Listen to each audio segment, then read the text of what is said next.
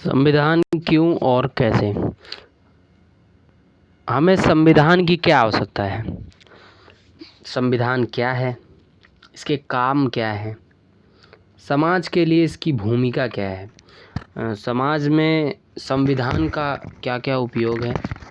हमारे दैनिक जीवन से संविधान का क्या संबंध है? हमारे दैनिक जीवन में संविधान का क्या संबंध है? हमारी डेली लाइफ में संविधान क्या रोल निभाता है? इन प्रश्नों का उत्तर देना इतना कठिन नहीं है जितना आप सोचते हो।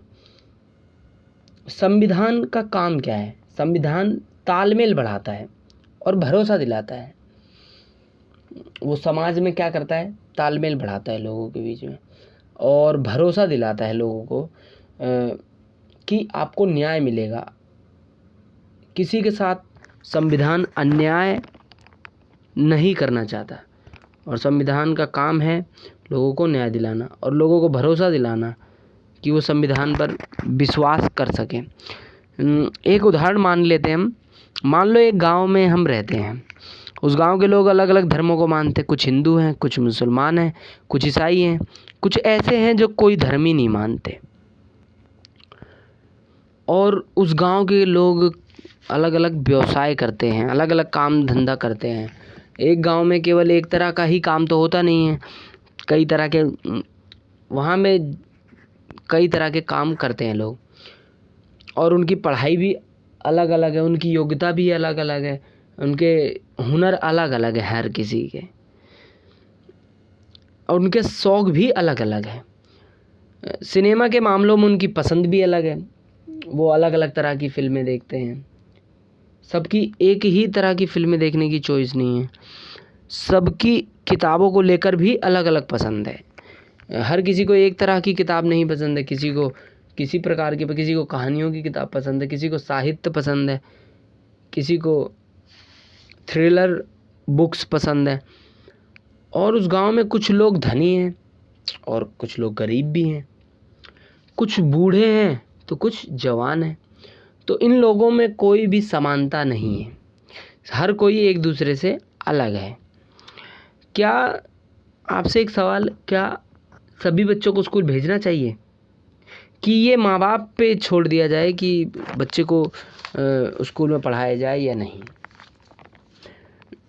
तो इसका जवाब बताइए। इन गांव वालों को अपनी रक्षा पर कितना खर्च करना चाहिए? जो गांव वाले लोग हैं, गांव को यदि हम देश मान लें तो जो हमारा देश है वो रक्षा पे खर्चा करता है या नहीं करता? हमारा देश रक्षा पे खर्चा करता है। वो दूसरे देशों से कई न्यू मॉडल के इक्विपमेंट खरीदता है जिससे हमारे देश की रक्षा होती है। जैसे कि आपने राफेल का नाम सुना होगा। राफेल और S-300 एक सुरक्षा प्रणाली है जिससे देश में अगर कोई भी मिसाइल बाहर से आ रहा होगा तो उसको रोक लेता है। कौन रोक लेता है? S-300। मैं आपको दिखाता हूँ राफेल कैसा दिखता है। ये हमारे देश के रक्षा मंत्री हैं। इनका काम है हमारे देश की रक्षा की देखभाल करना, और ये हमारे देश का तोप है। ये हमारे देश की रक्षा करता है। क्या ये फ्री में मिलता है? नहीं, इस पे पैसा खर्च करना पड़ता है जिससे हम इन सबको खरीदवाते हैं। ये है राफेल, ये राफेल है और इसको हमने फ्रांस से लिया है। कहाँ से लिया है हमने? इसको फ्रांस से लिया है। काफ़ी महंगा है ये। तो हमारे देश वाले खर्चा करते हैं रक्षा पे ताकि आस पड़ोस के देश वाले हम पर हमला ना कर सकें, और अगर हमला हो तो हम उनको जवाब दे सकें। ये है S-300। ये सरफेस टू एयर मिसाइल। ये ज़मीन, अगर किसी देश ने, मान लो पाकिस्तान ने हमारे देश के ऊपर रॉकेट छोड़ा तो ये उस रॉकेट को धरती हमारे देश में गिरने से पहले ही उसे आसमान में ही निस्तेनाबूद कर देता है। तो आगे बढ़ते हैं, चलते हैं।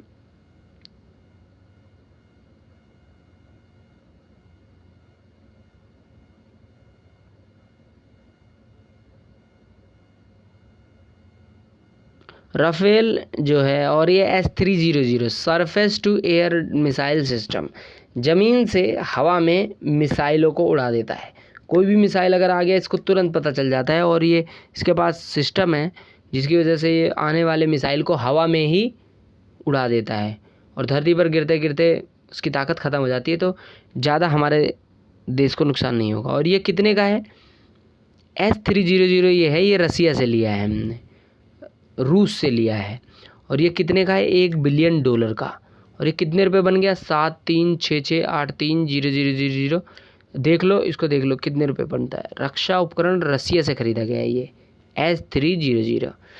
और रफाल जो है वो 3402 मिलियन यूरो का, ये भी काफ़ी महंगा है। तो ये फ्रांस से आया है, रफाल हमारे लिए फ्रांस से आया है ताकि हमारे जो रक्षा सिस्टम है वो मजबूत हो सके। या हमारे देश हम गांव को देश मान लेते हैं। हमारे देश के जो नेता हैं उनको ऐसा करना चाहिए कि हमारे देश में हर जगह फुलवारी और पार्क ढेर सारे बनवा देने चाहिए। रक्षा पर खर्चा नहीं करना चाहिए। क्या वो ज़रूरी नहीं है? हर चीज़ ज़रूरी है, पार्क भी ज़रूरी है और रक्षा भी ज़रूरी है। ऐसा नहीं करना कि आप रक्षा पे खर्च ना करो और पार्क बनवा दो खाली। इससे हमारा नुकसान हो सकता है, हमारे देश पे कोई भी आक्रमण कर सकता है। अब मैं गांव मान के चल रहा था, तो गांव वालों को अपने गांव के कुछ परिवारों के साथ भेदभाव करना चाहिए। मान लो हम गांव में, जिस गांव में रहते हैं वहाँ पर कुछ लोगों के साथ भेदभाव करते हैं। क्या ये मानवीय रूप से सही है? नहीं, किसी के साथ भेदभाव करना ये गलत है।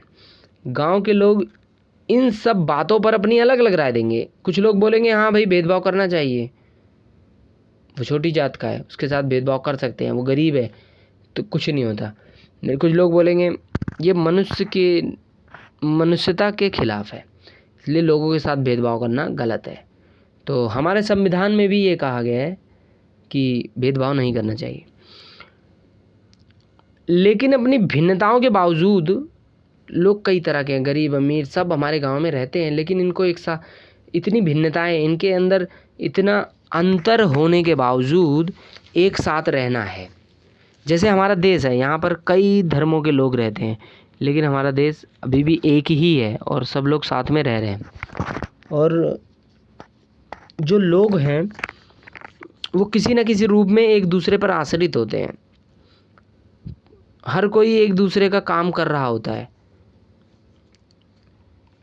कि कोई ना कोई किसी की मदद कर रहा होता है, तो लोग एक दूसरे की मदद करके ही रहते हैं।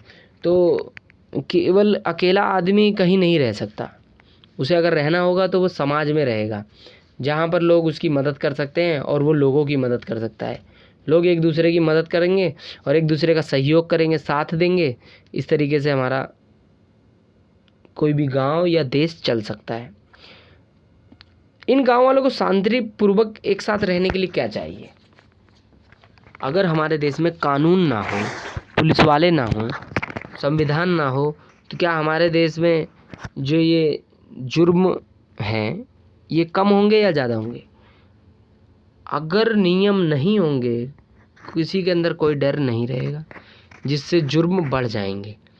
जबकि अभी जितने जुर्म इस दुनिया में हैं वो जुर्म बढ़ जाएंगे। अब गांव वालों को, हमने गांव माना है, देश भी हो सकता है। गांव वालों को शांतिपूर्वक रहने के लिए क्या चाहिए? अब लेकिन गांव के लोग एक साथ रह सकते हैं, गांव के लोग एक साथ रह सकते हैं शांतिपूर्वक। कैसे रह सकते हैं? यदि वे कुछ बुनियादी नियमों के बारे में सहमत हो जाएं, वो कुछ बुनियादी नियम बना लें और जो हर कोई, गांव का हर नागरिक बोले हाँ ये नियम ठीक है। अगर सभी सहमत हो तभी वो नियम बनाए जाए, बुनियादी नियम, जिससे गांव चल सके, गांव में लोगों के बीच लड़ाई झगड़ा ना हो। इन गांव वालों को ऐसे नियम क्यों चाहिए? ऐसे नियम हमें इसलिए चाहिए, गांव वालों को इसलिए चाहिए ताकि अगर कोई कुछ गलती करता है तो उसे उस नियम की मदद से दंड दिया जा सके, ताकि और व्यक्ति उस गलती को ना करे और ताकि शांति गांव में स्थापित हो सके।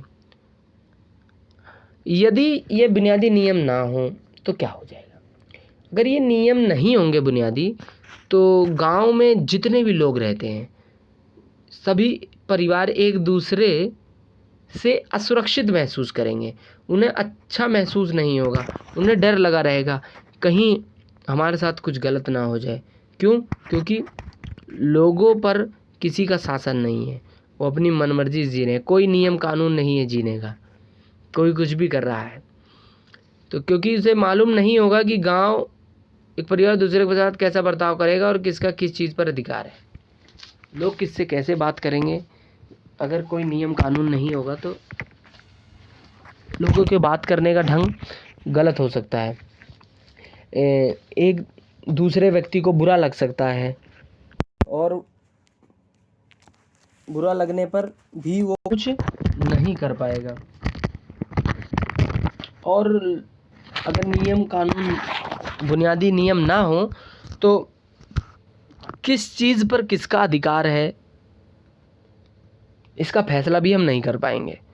क्योंकि अगर एक गरीब है और एक अमीर है, अमीर व्यक्ति ताकतवर होगा, वो उस गरीब व्यक्ति का कुछ भी हड़प सकता है। तो किसका किस चीज़ पर क्या अधिकार है ये सब बुनियादी नियम तय करेंगे।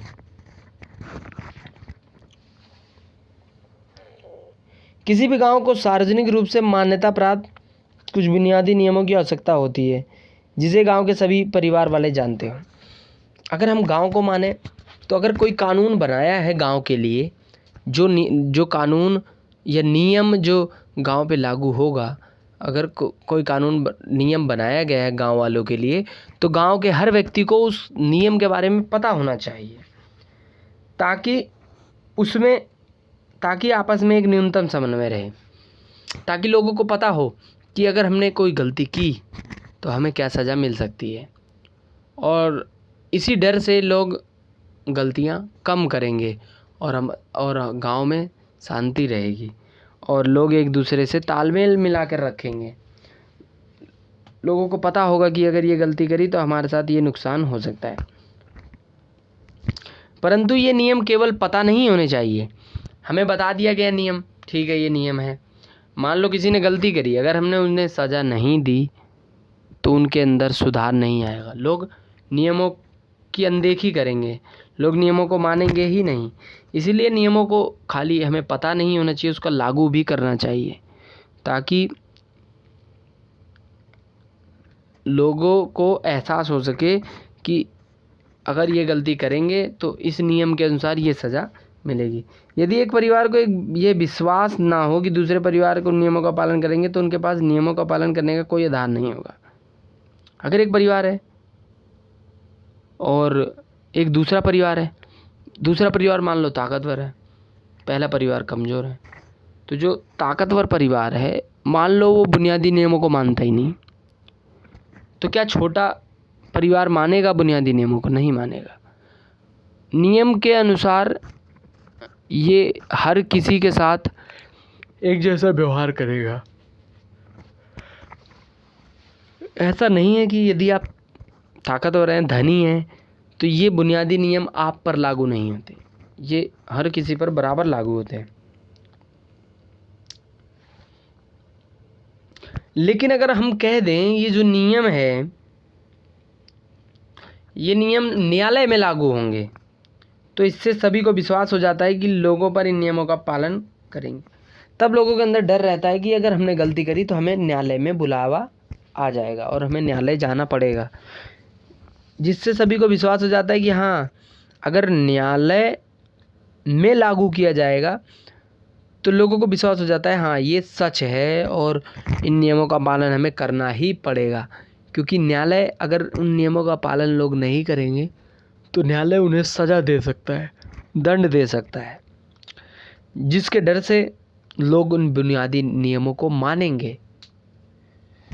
संविधान का पहला काम यह है कि वो बुनियादी नियमों का एक ऐसा समूह उपलब्ध कराए जिससे समाज के सदस्यों में एक न्यूनतम समन्वय और विश्वास बना रहे। संविधान का ये काम यही है कि वो बुनियादी नियम का समूह बनाए, मतलब वो कई ढेर सारे नियमों को एक समूह में रख ले। मतलब उसने एक किताब एक खाली कॉपी ली और उसके अंदर बहुत सारे बुनियादी नियमों को लिख डाला और उन्हीं नियमों के अनुसार किसी को हम सज़ा या किसी को दंड दे सकते हैं। तो संविधान बुनियादी नियमों का एक समूह बनाता है ताकि सदस्यों में समन्वय बना रहे, लोगों में तालमेल बना रहे, लोग एक दूसरे कोई भी काम करने से पहले सोचे कि अगर हमने ऐसा किया तो कानून के हिसाब से हमें ये सज़ा मिल सकती है, और विश्वास बना रहे लोगों का। मान लो किसी ने कोई अपराध किया और न्यायालय ने उसे 7 साल की सज़ा सुना दी, उसके अपराध के हिसाब से उसे 7 साल की सज़ा होनी थी और न्यायालय ने सुना दी, तो लोगों को विश्वास रहेगा कि हाँ, जो संविधान में नियम है उन नियमों का पालन हो रहा है, लोगों को विश्वास रहेगा।